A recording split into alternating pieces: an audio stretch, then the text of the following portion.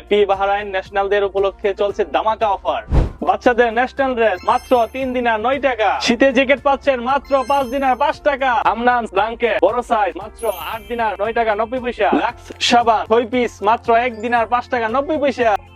Nivea body lotion মাত্র 9 টাকা 90 পয়সা, ফেয়ার অ্যান্ড লাভলি 2 পিস মাত্র 2 দিনার 9 টাকা 90 পয়সা,